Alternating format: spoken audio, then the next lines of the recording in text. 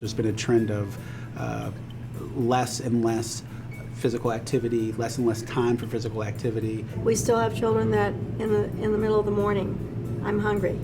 I think we are having a trend of bullying that goes on in our school. Even at home, I think parents they're letting the kids play the video games longer, and they're not allotting them shorter amount of time, so they're not exercising, they're not outside doing the sports or activities. Just no time to teach about hygiene, manners, civility, those simple things that we think are being taught in the homes. We do need to aim to have healthy children, both body and mind.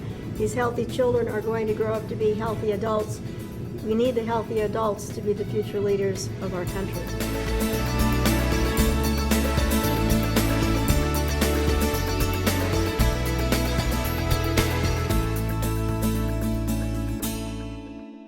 Well, welcome everybody. It's great to have you here with us this afternoon to talk about the Wellsville Goes to School program and the impact that it has to children.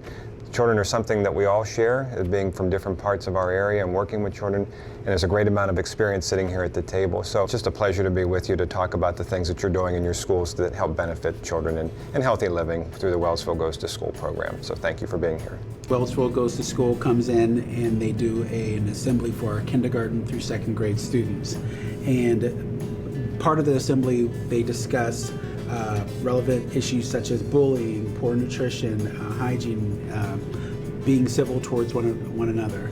And the students go out of that assembly just bubbling. I mean, you can see it. And with our high teacher turnover that we have every year, it's nice to give the teachers those tools to take back to the classroom and then use them with the students on a daily basis. But our students especially enjoy when they come in and they do the assembly, and K through second is involved. We have piloted off of that to do activity bursts in the classroom. They use the video that we were given, and the teachers pass that video around quite often. Doesn't matter what the weather is outside. They like to use it for 10, 15 minutes in the classroom, as well as I use it also at times in an entire gym setting for the students. One of the things I remember most about having Wellsville in our school was the level of engagement by our students and the crew that are there to work with kids and getting them up and moving and just really having a good time, and the kids don't even realize how much they're working out. I have about anywhere from 40 to 60 9th through 12th grade students who learn the program. So from my aspect, it's kind of neat to see some of the kids getting more respect, like they feel more respect for themselves, because when they go to a school they realize that they're looked up to. One thing I like with our mentor program is when we go into the schools, my kids do skits with them to do like if they're making a good choice or bad choice. We have smart boards now in the schools, so the teachers are able to plug in the website, bring that all up for the students to see. There are activities on their website that they can have the students do as a group.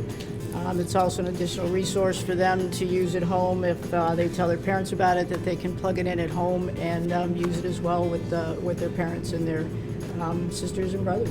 Let's talk a little bit about the Wellsville TV show. I know all of you have had experience having it in your schools and filming, and some of you have had it where your students have actually been a part of the program itself. So talk a little bit about that and how that's translated into good things for children. When Kathy came in for the presentation to our students, and during that presentation all the kids were in the crowd like, I know her, she was on TV. So they were really familiar with the television program. The Wellsville crew came to film house calls twice in my building. Dr. Snow was there and Kathy, and we had two shows. One was ears, nose, and throat, and the other one was spine.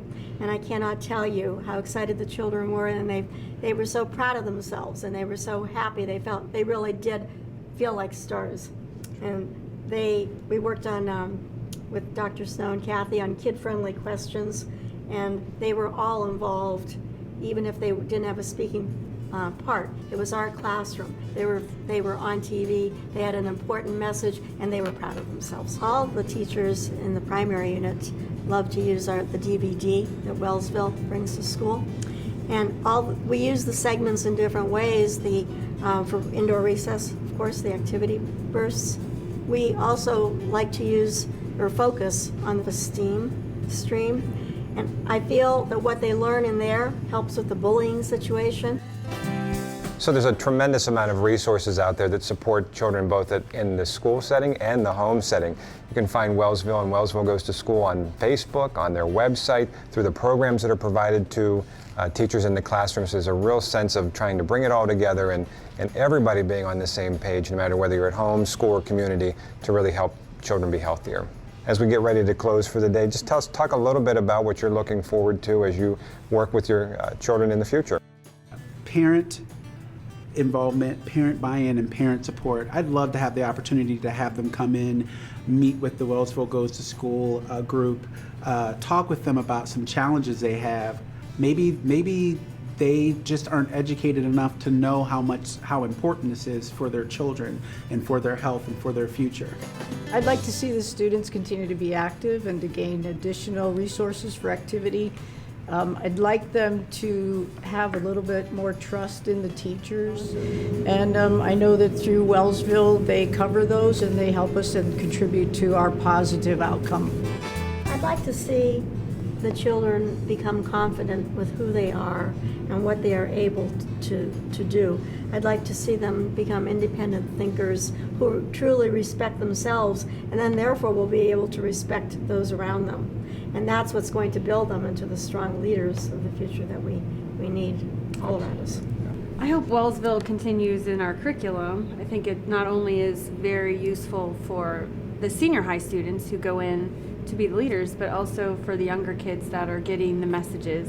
But to get it not only from a teacher, but from a high school student. It's been great sitting here talking with all of you about the wonderful things that you're doing in school and the enthusiasm that you have for working with children. And that's the reason we got into the profession that we've chosen, is because we truly care about children and we want to make our society a better place. You know, the academics are very important. That's what we're here to do.